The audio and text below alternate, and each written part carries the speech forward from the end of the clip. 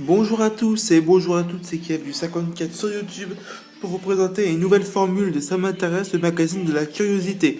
En plus du gameplay que je vous offre tous les jours sur YouTube, j'ai lancé bien évidemment une nouvelle rubrique, comment dire, un nouveau sujet concernant le magazine Ça m'intéresse.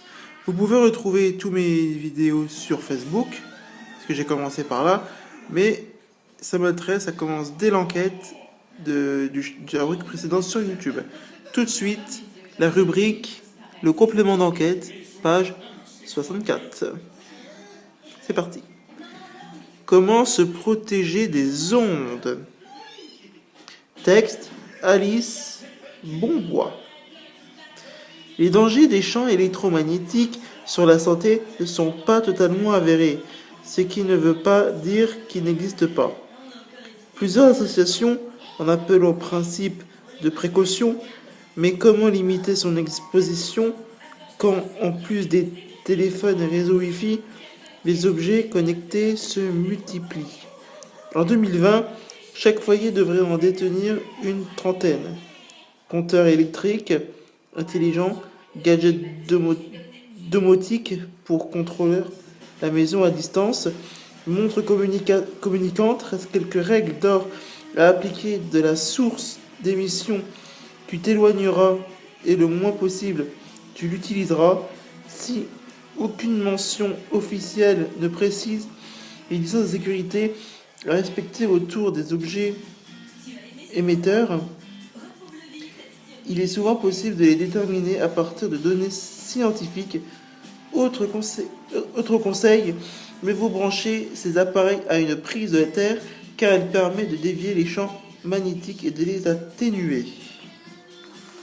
Excusez-moi, c'est la télé. Encerclés par les antennes. Les pylônes électriques et les antennes émettent des ondes.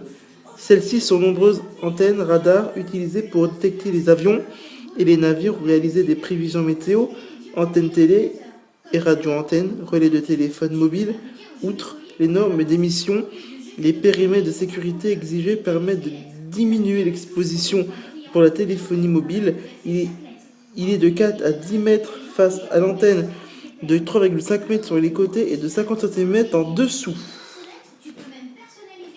Haro sur les gadgets. Puces à coller sur les mobiles aérosols contre les champs électromagnétiques, vêtements en tissu renforcé. Inutile d'investir dans ces gadgets soi-disant protecteurs. Malgré les discours des fabricants, aucune étude sévère n'a prouvé leur effet. Certains peuvent même, en entrant le fonctionnement du téléphone, les contraindre à émettre plus d'ondes pour se connecter au réseau. Bouger ou parler, il faut choisir. En cas de mauvaise couverture dans le métro, le téléphone diffuse beaucoup plus d'ondes pour communiquer, ce qui augmente l'exposition. Lorsqu'on déplace train, voiture ou à pied, un portable émet aussi plus fortement afin de trouver l'antenne la plus proche. Et en voiture, même à l'arrêt, l'effet cage de Faraday impose une montée en puissance des ondes cherchant à traverser l'habitacle. Merci d'avoir suivi ce dossier concernant le complément d'enquête. Dans la prochaine rubrique, nous allons parler bien évidemment des œuvres en détail sur Auguste Renoir, Saisit le naturel de l'enfance. Très prochainement sur YouTube. Je vous laisse. Et n'oubliez pas le j'aime et le commentaire. Et n'oubliez pas de vous abonner à la chaîne. Ciao ciao.